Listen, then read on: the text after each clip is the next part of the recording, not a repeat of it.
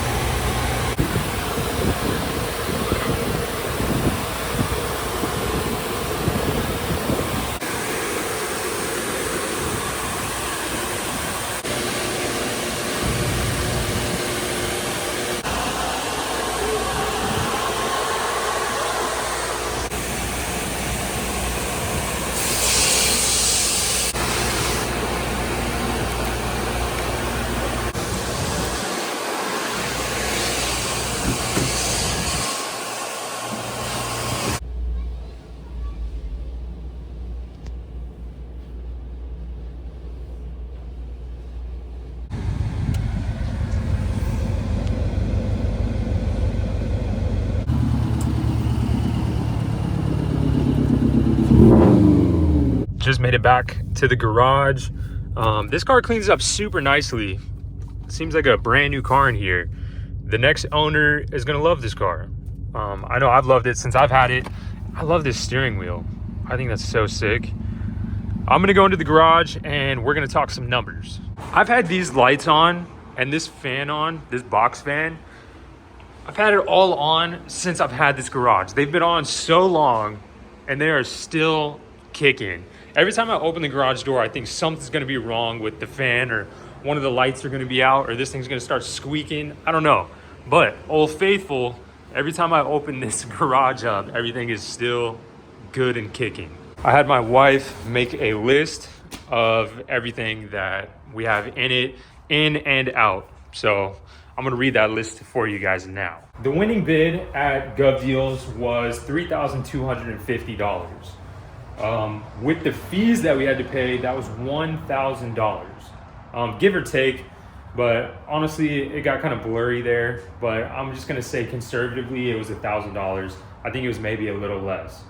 And then I had to drive to Orlando to pick up this whole front end cut off, because the only problems that I thought it had was that it needed a bumper, but the only color matched bumper that I could find was a STI front end, all the way out in Orlando. So I bought the whole thing. It has a bunch of parts that I didn't need, but I can definitely still sell. I spent $980 on that whole entire front end. That came with headlights, a hood, this crash support, radiators, you know, everything, 2 fenders. I sold the hood for $160, and just to recoup some money off the $980. And then I went and I bought like a handful of parts from a parts car maybe 30 minutes away from me. He sold me the side skirts, the new steering wheel with the airbag, and then a 2013 STI fuel pump. And I spent $180 on that. And then for the 2008 STI turbo and the 2008 STI intercooler, I spent $140 on that. But then that night I sold the headlights, the stock headlights off this STI front end for $100. So total, we're in it $5,290 total right now. And if you look, we have so much stuff left. We have the original stock steering wheel with the airbag. We have an intercooler. We have a fuel pump. We have an STI turbo, the radiators. We have the passenger side fender. We're definitely gonna recoup some money out of that. But as of right now, we're only in it $5,290. Luckily, actually fixing the car and getting it up to good operating standard, it really was just fixing those coil pack connectors, and that was like $7 on Amazon. Got those in there and it's all good. You know, I don't really include the oil change that I did. I don't include the gas that I put in, all that miscellaneous stuff, because it's not really contributed to the build itself. It's more just things that I want to do or have to do.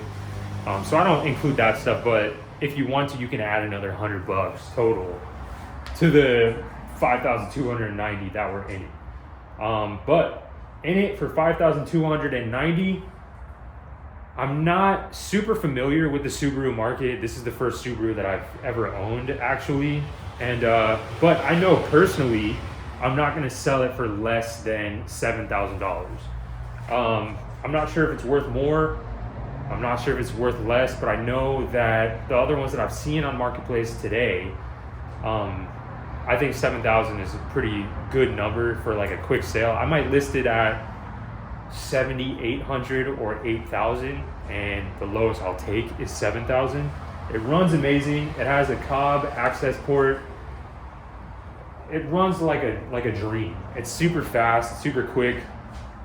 So 7,000 is the lowest that I'll take, which is profiting, you know, $1,700, which is fun because I do this for fun. So making 1,700 bucks or more. If I sell it before I edit this video, I'll tell you exactly how much I made on it. But as of right now, I'm not going to sell it for less than $7. So we can just go ahead and lock in a $1,700 profit, which is fantastic. Not including all these extra parts that I have. I might sell those with it for some extra money if the next buyer wants the rest of the body kit and all these extra parts. But otherwise, like that steering wheel, that's an eBay special with the airbag, the turbo, the intercooler, the fuel pump, all these things. They're eBay specials for sure. It's beautiful out here. I just moved the car, took some pictures of it, so that I can show you guys what the pictures look like. They're super simple, and I'm going to show you what the marketplace listing description is as well.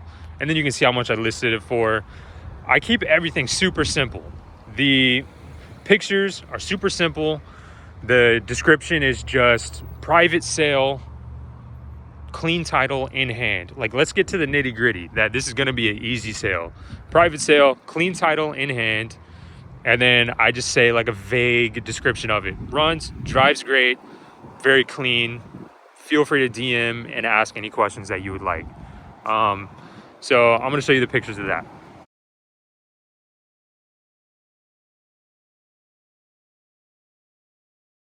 So that's pretty much it.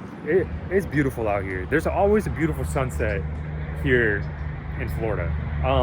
But that's pretty much it as far as the listing. I take my pictures in portrait mode because they show up the best on Facebook Marketplace. Nice, bright pictures in a good area. That is so important. I've done tests just to prove this, that if you take a picture of one car in a bad area compared to a picture of the same car in a better area, it sells better, faster, and for more money in the better area. So make sure you go to like a nice parking lot. Don't take it in some like janky back road or something that is going to scare away potential buyers from even wanting to come towards that area. They don't want to feel like they're going to get robbed or that you're not a trustworthy person. So if you got to go to the beach and take a better picture of the car, do that. Like, spend the extra 15-20 minutes with the car to make sure you have good pictures for the listing, because that's huge. That's the first impression of the car. It's the first impression of you. These people don't know you. So I just keep my pictures super simple, super clean, in a nice area, and I leave the description super simple and clean as well. Super straight to the point. I leave a lot of room for dialogue so I can kind of weave through the serious buyers and the people who aren't so serious, because the ones who care are going to ask questions. When was the timing belt changed? When was the last time you did a tune-up or a service or this, that?